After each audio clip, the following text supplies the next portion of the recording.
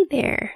So this episode is one that aired on my regular podcast, but it has a lot of good tips in it, and I'm putting it in here just so that you have easy access to it and you don't have to hunt around for it. So yes, it is available on my regular podcast, but here it is for easy access on how to slow down your brain before bed. Are you overwhelmed by motherhood and barely keeping your head above water? Are you confused and frustrated by how all the other moms make it look so easy? You can't figure out how to manage the chaos in your mind, your home, or your family. I get you, mama. Parenting with ADHD is hard.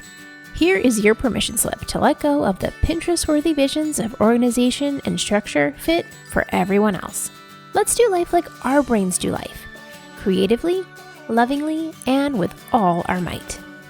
When we embrace who we are and how our brains work, we can figure out how to live our lives successfully and, in turn, lead our families well.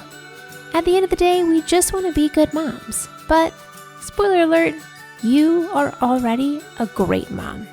ADHD does not mean you're doomed to be a hot mess, mama. You can rewrite your story from shame spiral to success story. And I'll be right here beside you to cheer you on. Welcome to Motherhood in ADHD. Before we jump into this episode, let's read our review of the week. It's from Striving to be Spiritual, 5 stars, called So Needed. This podcast is so needed and will help so many mamas out there. Such great tips for ADHD mothers. Why, thank you, Striving. I so appreciate your encouragement. And mama, if you have not done a review or rated the podcast on your app, please go in and do that because that helps this podcast be heard by more and more mamas out there. That's what we're trying to do. Spread the good word. Let's jump into this week's episode. Hey there, successful mama. It's your friend, Patricia Sung. Well, today we are talking about sleep. Sleep has always been a really rough thing for me. I have borderline narcolepsy. I did a sleep study when I was in college because I was struggling so much. And at the time, granted this was a long time ago, to have an official diagnosis of narcolepsy, you had to have 6 of the 9 symptoms. Well, I have 5. So apparently not good enough to actually have it, but yet more than half. So I don't understand how that doesn't count. But hey, I'm not in charge. I don't write the rules. But let's just say sleep is a struggle bus for me for most of my life. And while I know that I could literally go on and on about good ideas about sleep, I want to give you some really tangible, actionable items that have been working really well for me because in the last month, so in March, our theme for March and Successful Mama Meetups was listening to yourself and your body, which generally speaking, when you have ADHD, we don't do very well. I will not get on my soapbox right now about trauma and everyone telling you that you perceive things wrong. And also we so many things grab our attention. We a lot of times just don't notice what's going on with our bodies. If you have not gone and listened to the episode at the beginning of March with Elizabeth Brink and Anna Lopez, go back to that one because it was a good one.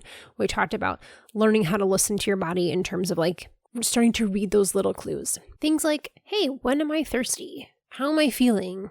Just cluing into your body.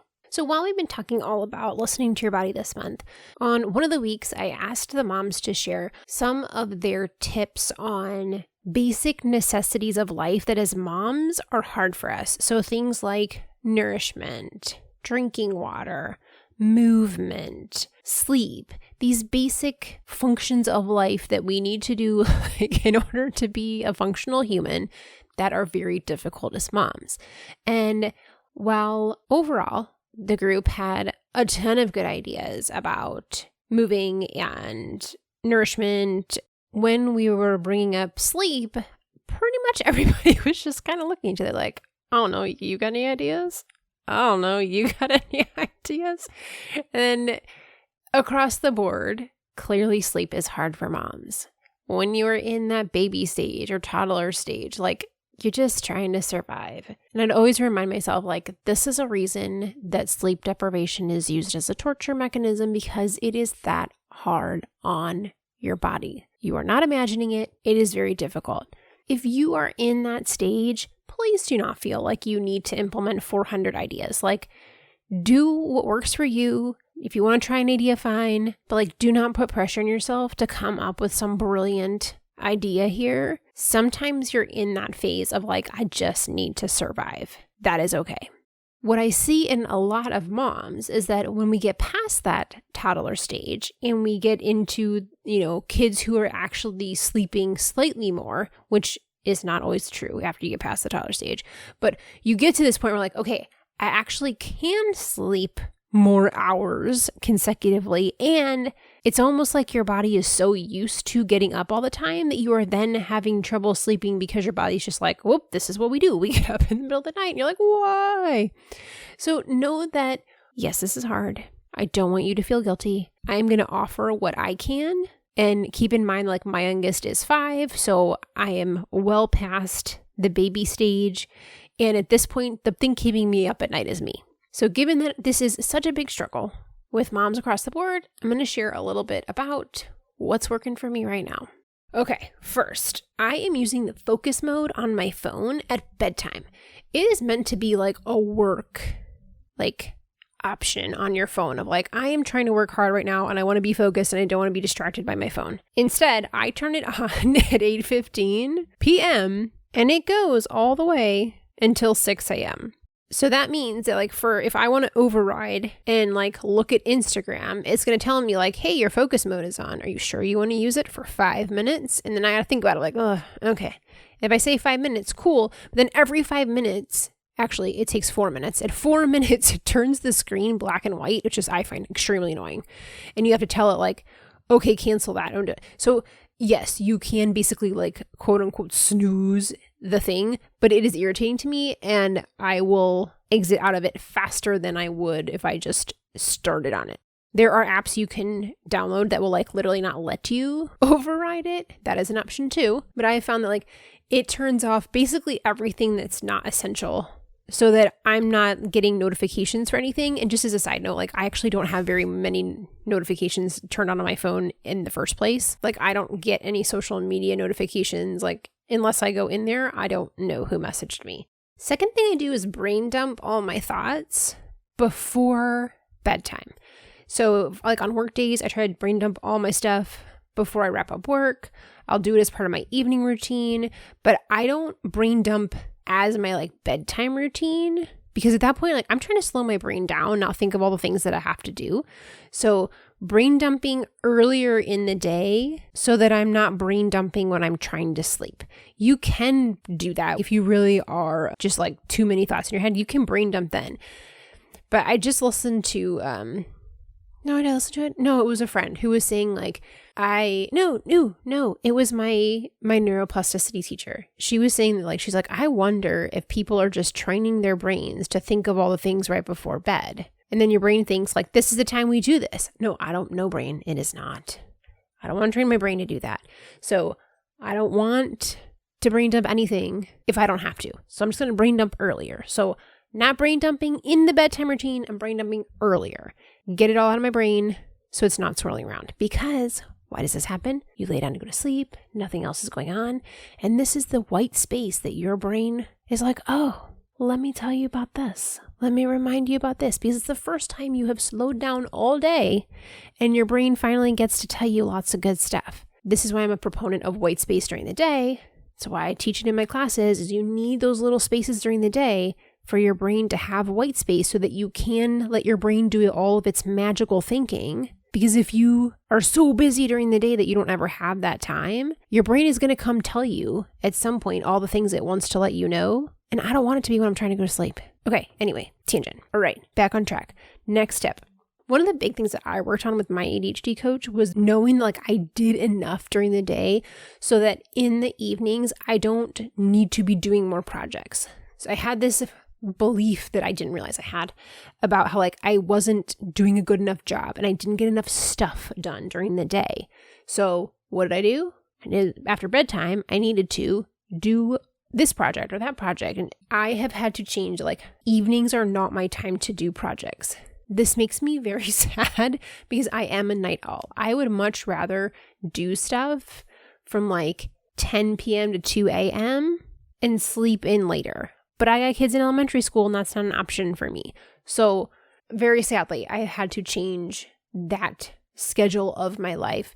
And right now, after bedtime is not time for projects, which here we are. I have rewritten my brain with my neuroplasticity to know like whatever I did during the day was enough. It was good enough. I don't have to do more stuff after bed. It's okay. Is not like the number of projects I completed on my to-do list is not determining my value. It's fine. Now, this does not mean that I don't do anything at all after my kids get in bed.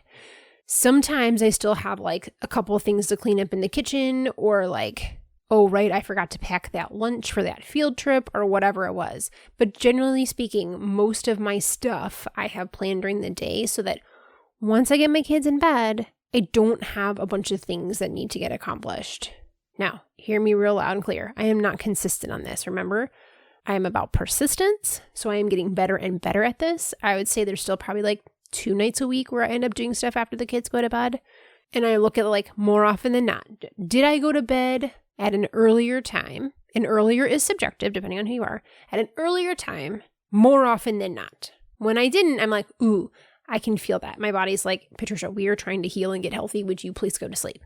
That is the time where I am healing, and that is a high priority for me.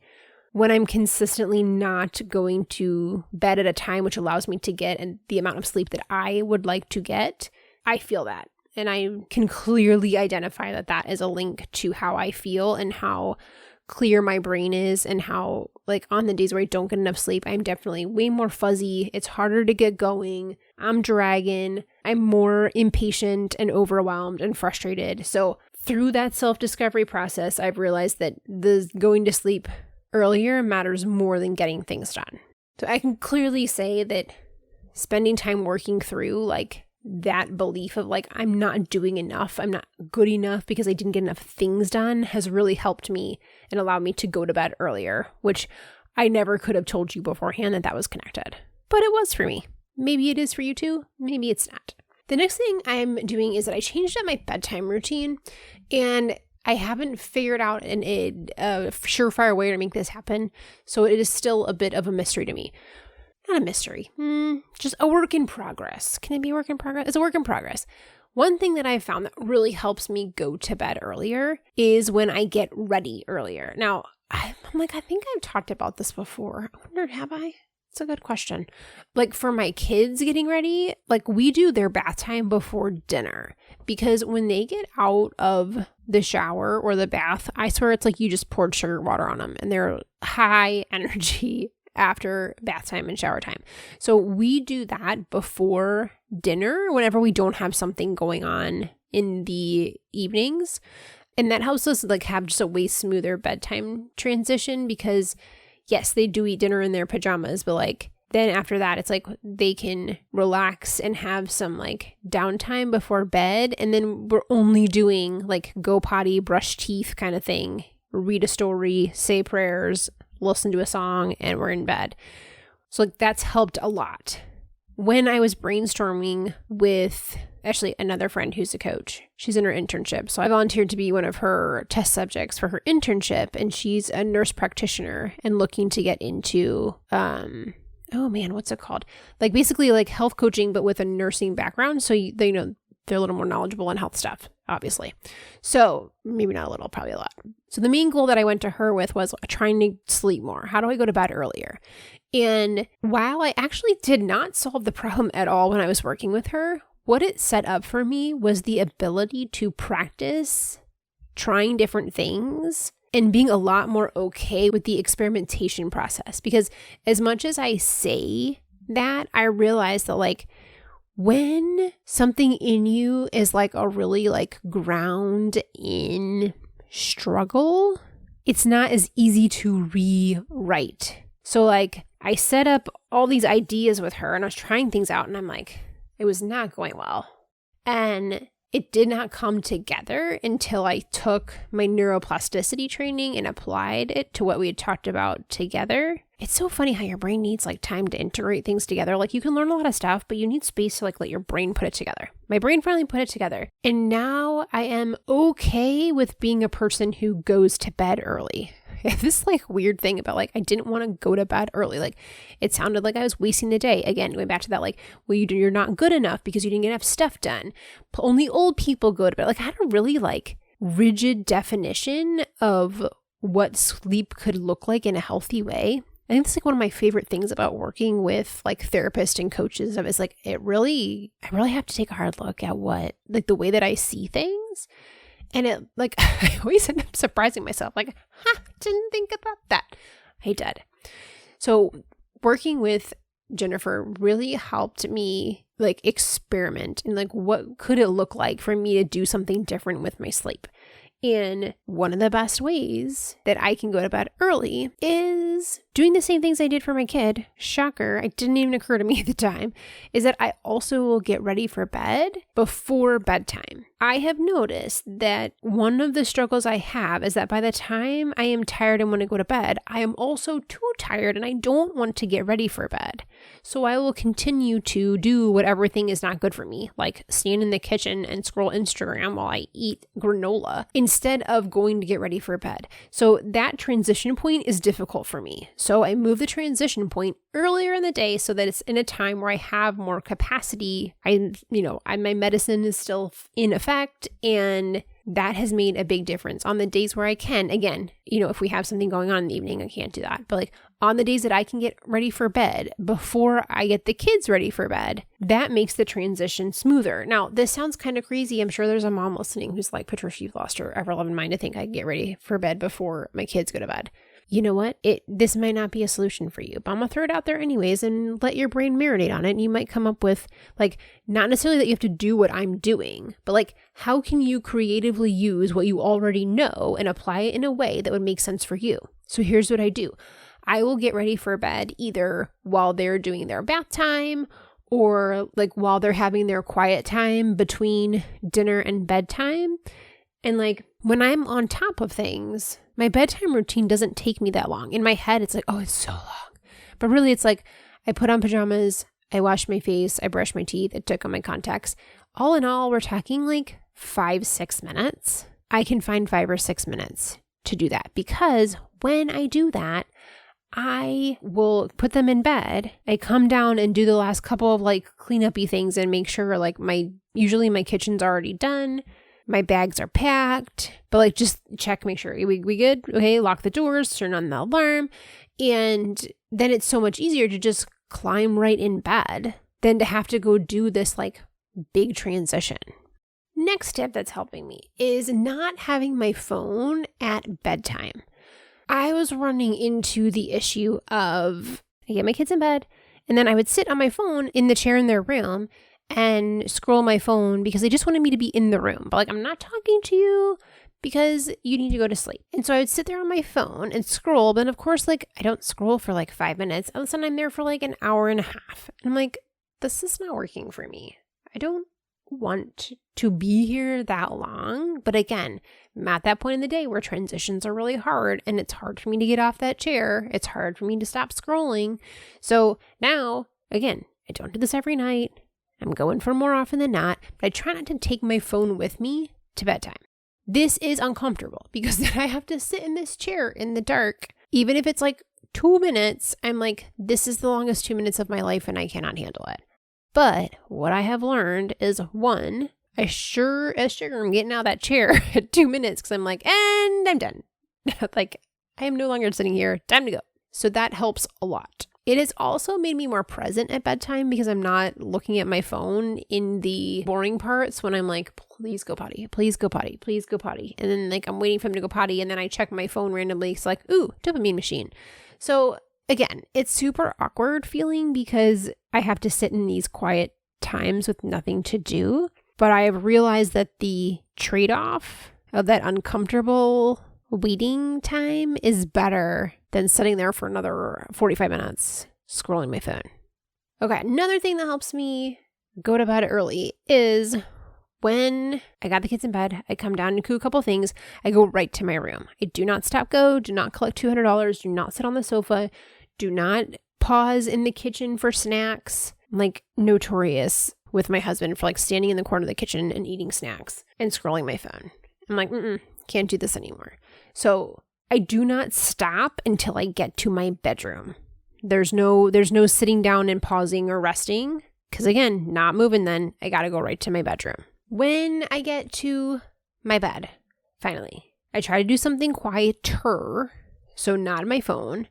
And something that's not a screen.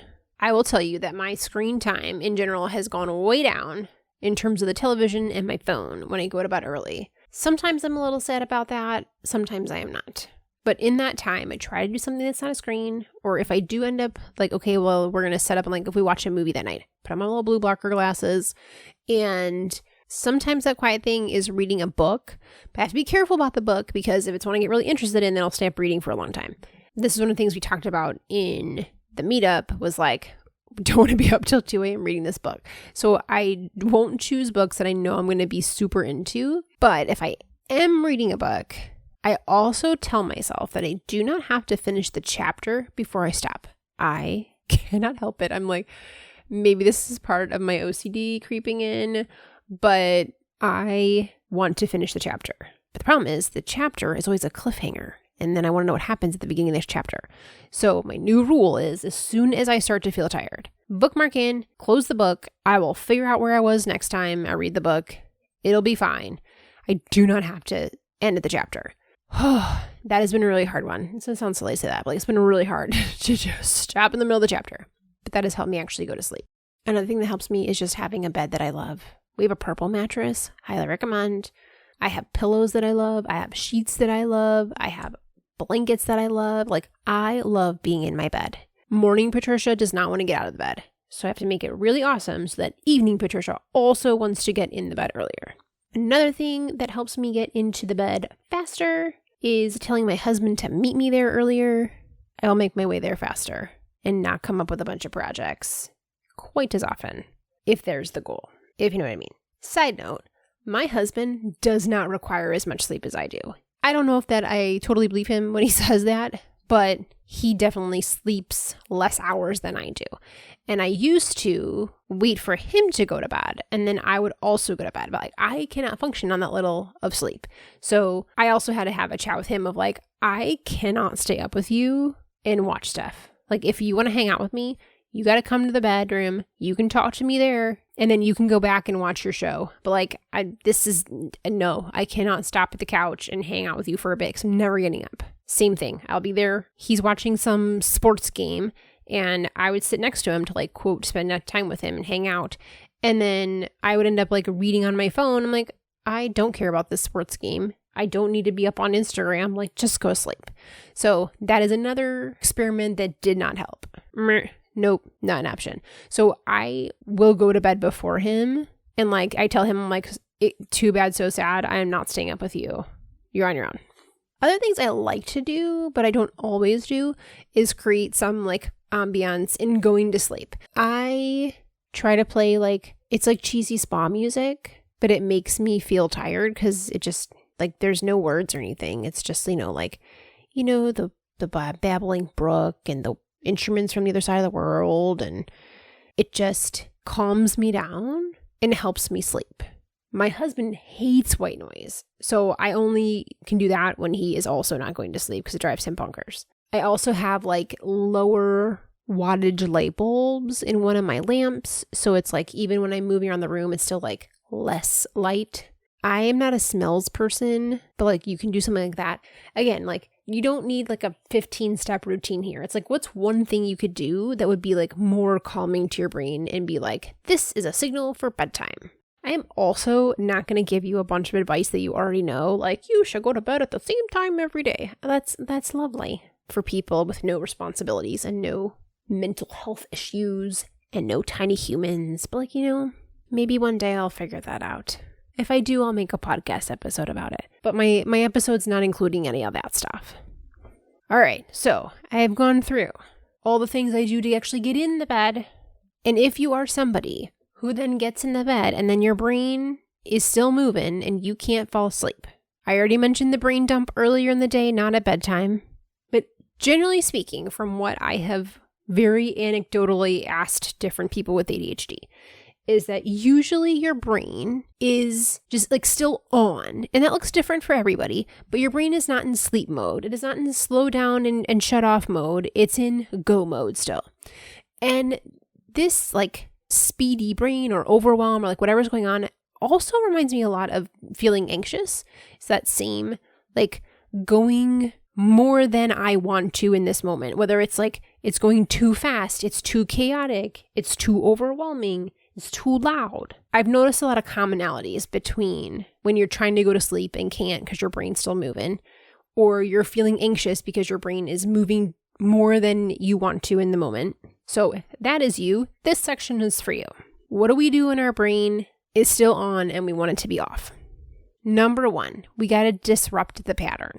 We have to teach our brains that this is not the time to think of all the random things and that I should have put on the grocery list and what, that phone call I forgot to make and blah, blah, blah, blah. No, brain, this is not the time for that. Here's what we're doing right now. First, we're going to disrupt that pattern. You may have been doing this pattern for years, so it may take us a little bit to rewrite it, but here's what we're going to do. We're going to disrupt it. If you need disrupting ideas, go over to my website and you're going to download this free video I did. It's like 10 ways to calm down when you feel like Medusa Mom is going to show up because you're overwhelmed or frustrated. Like, here's how you can disrupt. Same kind of things you can do to disrupt when your brain is on overdrive for sleep or feeling anxious. Things like bilateral movement, tapping, having a soft gaze and like focusing on the peripheral. There's a whole bunch of ideas in that video. It's patriciasung.com/calm. And it's free. The video is like, oh man, I forget now. I think the video is like 8 minutes long if you leave it on regular speed. Shorter if you speed it up. And I demonstrated the ideas too, so you can see it being done. Okay, then I want you to ask yourself right now. I'm going to ask you to brainstorm. If it helps you to write it down, you can write it down. If you're like, I don't write things down, fine, just think about it in your head. I would like for you to describe for me, what does your brain sound like or feel like? Like, how would you describe all those thoughts that feel like too much? What is going on? How do you describe that? Generally speaking, people will tell me that it's fast in some way. It might be fast in like a lot of things are happening at once. Like you have a lot of thoughts coming. It could be that the thoughts like don't really ever finish and another one starts. It could be just that it's like a high pitch, like you forgot this and something about it is fast. And when we want to calm down or we want to go to sleep, our goal is going to be to slow it down. I'm going to circle back to that in a second. So right now, either write down or in your head, describe how it feels in that speediness. What are you hearing? What are you seeing? Like, what are you thinking about?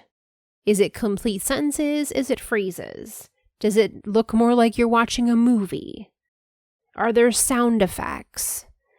Do you notice if things are in color or black and white or sepia toned? Are your thoughts clear or are they more fuzzy? Does it feel loud or does it feel soft? Is there some kind of rhythm to it? Like, is it like steady freight train? Is it sporadic? Is it more like staccato? Are there specific feelings you feel? Now, note that you're not going to have all of these things. Some people tend to be more visual. Some people tend to be more auditory. Some people literally just like, I just know things. I don't see them or hear them. So however you would describe those thoughts, when you're trying to slow down, you're trying to go to sleep, trying not to be anxious, what do you notice? What's going on? Okay, now we are going to do the opposite of whatever your brain is currently doing. That would make sense here, okay? So I want you to think about those thoughts. Like imagine you're laying in bed and the thoughts are going. If your thoughts are super fast, slow them down. If you're thinking about, oh man, I really gotta make that dentist appointment, instead think, oh man, I really need to make a phone call for that dentist appointment. If it's high-pitched, say it low-pitched. If it's a movie, change it into still photos. Take those thoughts that are happening and one by one modify those 5 adjectives to be the opposite that would feel more sleep-friendly or more calming down friendly. Now, I'm going to guess this is going to feel super weird. You may have never even thought about how your thoughts sound at that moment. You may have never tried to change what's going on in your brain before. But also, it's going to feel really weird that if your thoughts are always going 100 miles an hour, to slow it down and be like, I can't forget to return those library books tomorrow. The goal here is weird. We want to disrupt the pattern that your brain has always done in order to create something different happening so that your brain doesn't just automatically go and do the same thing that it's done every night for the past 6 years or 16 years or 46 years. We're trying to rewrite the way that we do things so that we're letting those neurons in the brain die out, and we want to grow and strengthen the ones that say at bedtime, we think slowly. We have a cool voice like Pete the Cat, and we go real slow so that our brain knows it's time to go to sleep. Now that you have a clear plan to change your thought pattern in, I said 5, you're welcome to do more or less. When you go to sleep the next time after you listen to this, try doing those things while you're laying there. If you're feeling anxious somewhere, try changing the way that your thought pattern goes into something that is calmer, probably slower, more low-key, so that you can start training your brain to think in a different way during those times. Now, if this is helpful for you, I'm going to offer up a couple more ideas, because multiple of you have asked me to do a calming audio, and I did not feel qualified for that job. Lo and behold, I just learned how to do this in my certification class on neuroplasticity. I have put together a private podcast for calming audios for sleep and anxiety, specifically for ADHD, because I absolutely love these at night when I can't fall asleep. But I'll be honest, the more that I practice them, the easier it is to fall asleep, because my brain now knows, oh, this is what we do when it's time to go to sleep. Now, if you are in Successful Mama meetups, do not buy this, because it will be in your membership. You're going to get an email invite. If you don't already have it, it will be there shortly. And if you'd like this private podcast, you can join Successful Mama meetups by next Wednesday, which is our next group discussion day. So not only will you have a fabulous discussion with other moms who get you, you also have a private podcast of calming audio for sleep and anxiety, because I just like throwing fun little bonuses in, because my membership mamas are my people. Oh, and good news, Successful Mama Meetups now has a second meeting time. So it's in the evening for me, which means it's the afternoon for Hawaii, and it goes all the way through. If you're on the other side of the world from me in Asia and Australia, that will be Thursday morning for you. There's another time for you to come and join us. So now we have 2 meetings on Wednesdays, one in the afternoon for me and one in the evening for me. So head over to the website, check the time zones, and see what that time is for you. To join us, you go to patriciasung.com/meetup, and there you'll find the link. Now, if you're like, hey, Patricia, I can't do the membership for whatever reason, you can also buy the audio. It's going to be $9, nothing crazy. And you can grab it at patriciasung.com/slowdown. All one word. So if you want to join Successful Mama Meetups, patriciasung.com/meetup. You'll be there for the discussion for April, which our theme is emotional regulation. And if you just want the calming audios on a private podcast, you go to patriciasung.com/slowdown, all one word. And then remember to go grab the free video of ways to disrupt the pattern when you're on the struggle bus. That's patriciasung.com/calm. All right, I have armed you with many a tool on how to slow down and go to sleep. You've also got the private podcast, which is called Slow Down, Be Present, because I want you to have as many tools as possible to make your life a little bit easier. Okie doke, Successful Mama. Sweet dreams, and I'll talk to you soon. For more resources, classes, and community, head over to my website, motherhoodinadhd.com.